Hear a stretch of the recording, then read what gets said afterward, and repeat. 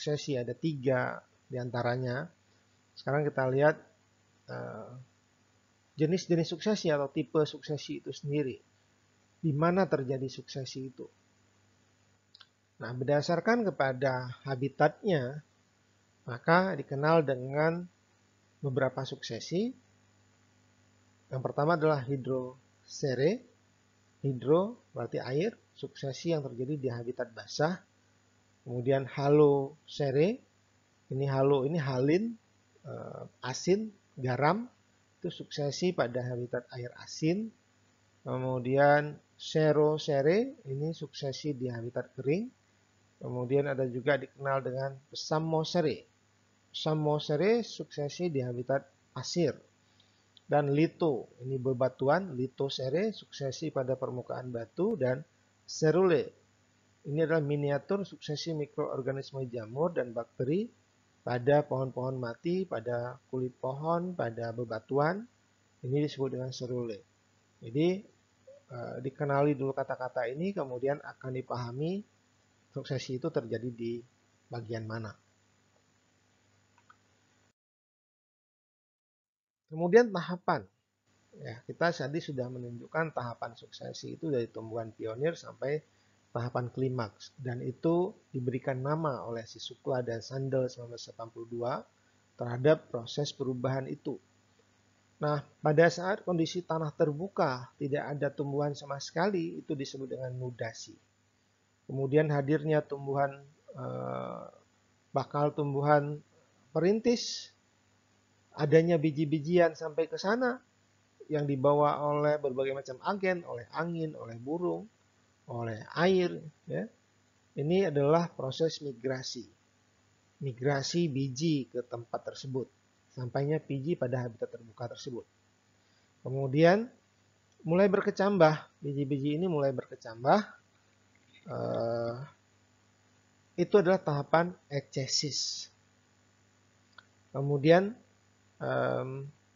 sudah mulai terbentuk pola kelompok-kelompok tumbuhan, ya, sebaran-sebaran tumbuhan dari biji-biji tadi, maka ini disebut dengan agregasi. Nah, terbentuknya koloni-koloni, asosiasi dan interaksi tumbuhan. Berarti semakin bagus proses ketergantungan satu dengan yang lain. Bahkan ada yang sudah membentuk koloni, berarti mempengaruhi kondisi habitat tersebut. Ada yang hidup dengan tumbuh-tumbuhan yang lainnya, berasosiasi, berinteraksi. Nah, ini disebut dengan evolusi. Kemudian ada yang disebut dengan invasi pada saat biji yang dihasilkan bersifat adaptif dan agresif. Berarti pada saat tumbuh-tumbuhan itu sudah besar, sudah menghasilkan biji, tumbuhan itu tidak hanya hidup di tempat itu saja, tetapi mampu untuk hidup di tempat lainnya pada saat terjadi pemencaran biji. Nah, ini disebut dengan invasi, berarti dia pindah ke tempat lainnya. Kemudian berikutnya adalah tahapan yang disebut dengan reaksi. Ya, terjadinya perubahan habitat melalui perubahan iklim mikro. Jadi kondisi tumbuhan yang sudah terbentuk ini menyebabkan terjadinya perubahan iklim mikro. Daerah-daerah cenderung menjadi lebih sejuk.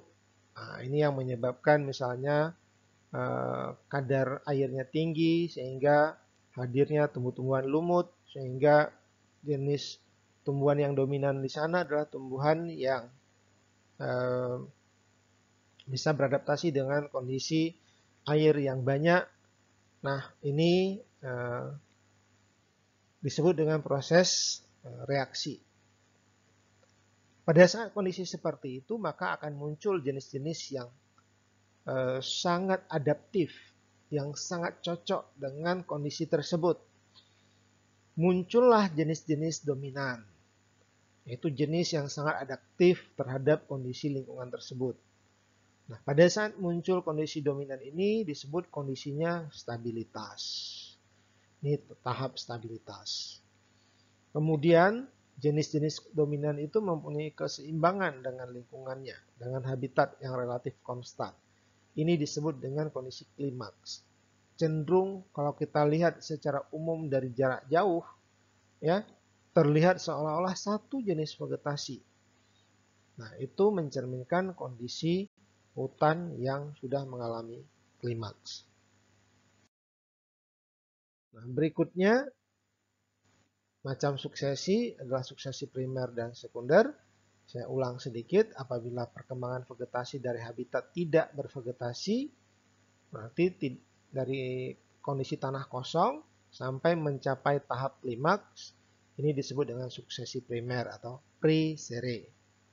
Kemudian apabila suksesi yang terjadi jika klimaks atau kondisi suksesi normalnya terganggu, dari proses tahapan ini ada yang terganggu, entah karena terbakar, entah karena ditebang manusia, entah karena erosi, atau terjadi longsor, maka ini terjadi suksesi sekunder, bukan permanen, bukan perubahan secara keseluruhan bentang alam hingga memusnahkan semuanya.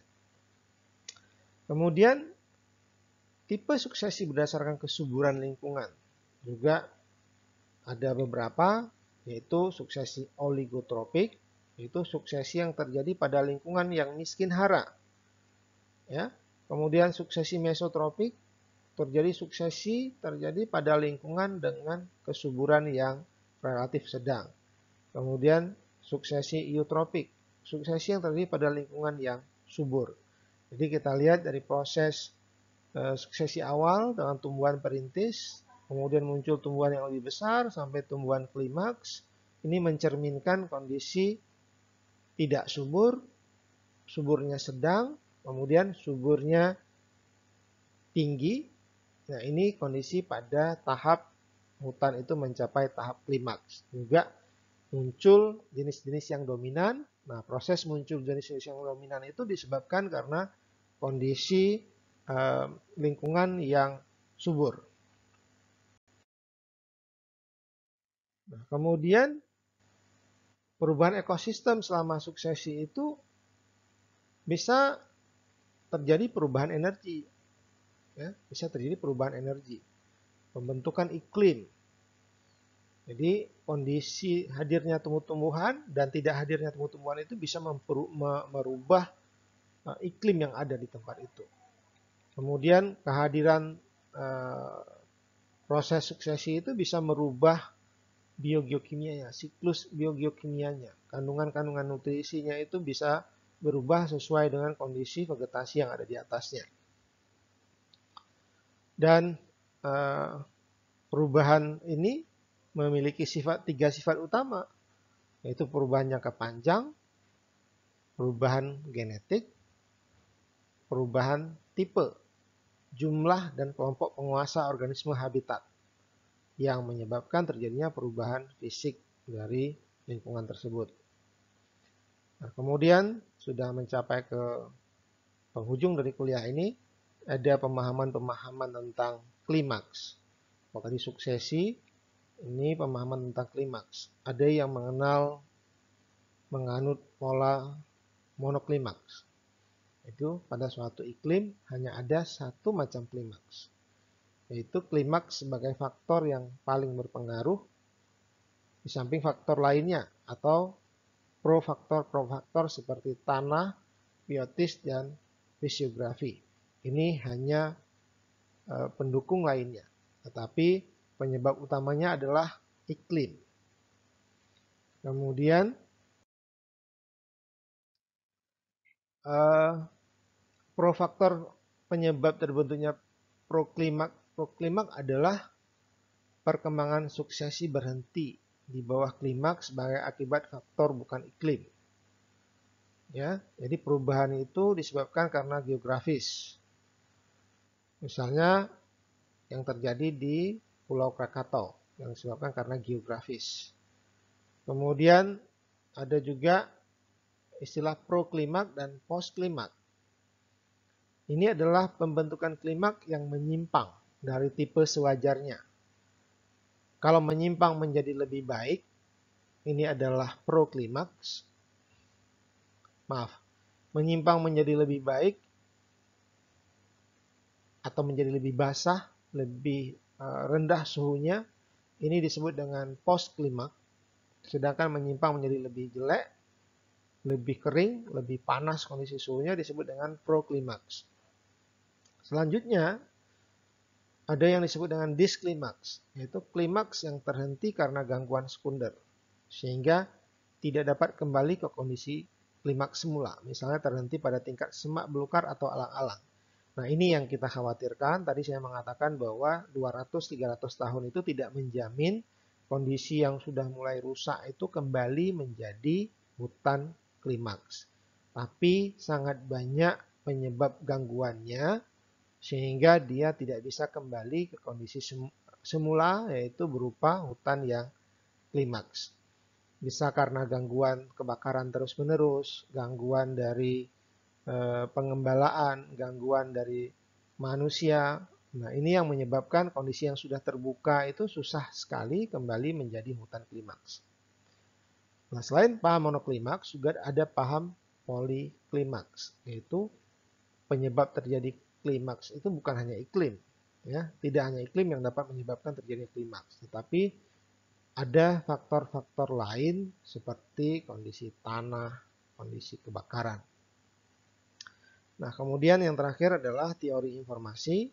Pada tahap klimaks, komunitas mempunyai informasi yang maksimum dan entropi yang minimum. Yaitu entropi ini adalah jumlah energi yang tidak terpakai dalam sistem itu banyak. Jadi banyak energi yang tersimpan di dalam komunitas itu. Nah, kemudian ini sudah mencapai tahap akhir. Sebagai kesimpulan, bagan suksesi primer atau tertiary seperti ini, tanah terbuka, terbentuknya vegetasi lumut, vegetasi rumput, herba, vegetasi semak belukar, vegetasi pohon, dan vegetasi klimaks. Sementara suksesi sekunder adalah seperti ini. Jadi tahapan dari vegetasi-vegetasi ini mengalami gangguan, dia kembali ke kondisi memburuk atau kondisi tanpa vegetasi, ya, kemudian kembali menjadi kondisi klimaks. Tapi biasanya dalam prosesnya selalu mengalami gangguan. Nah, jadi pada tahapan ini akan terjadi gangguan lagi, sehingga suksesi sekunder itu bisa terjadi setiap saat.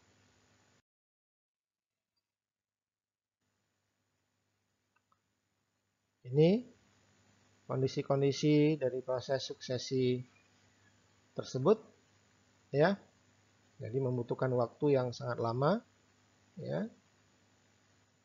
Kalau bisa kembali dengan pengamanan ketat menjadi kondisi hutan klimaks itu sekitar 150, 200 sampai 300 tahun.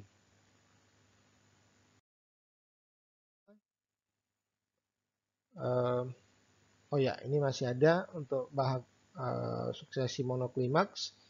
Kita lihat bahwa misalnya ini daerah berlumpur, hidrosfer, ya, tumbuhannya misalnya didominasi oleh hutan payau, Avicennia, kemudian ke daratan hutan Rhizophyra dan Bruguiera, kemudian naik ke daratan lagi hutan payau, Bruguiera dan Psilocarpus. Ini adalah klimaks di daerah hutan tanah rendah yang akan dikuasai oleh jenis-jenis hutan payau, Bruguiera dan Psilocarpus. Sedangkan pada daerah yang vegetasi bebatuan, ini awalnya dimulai dari vegetasi Cryptogame, ya, kemudian tumbuhan rumput, ini ada tumbuhan lumut, tumbuhan rumput, kemudian tumbuhan ficus, makaranga, baru kemudian hutan dengan berbagai macam tumbuhan, ada neonuclea, kemudian ficus. Ini juga daerah-daerah di daerah dataran rendah yang sering digenangi, kemudian inilah yang muncul sebagai generasi klimaks. Demikian yang bisa kami sampaikan. Bisa diperkaya bacaan dari sumber-sumber lainnya sehingga bisa lebih dipahami.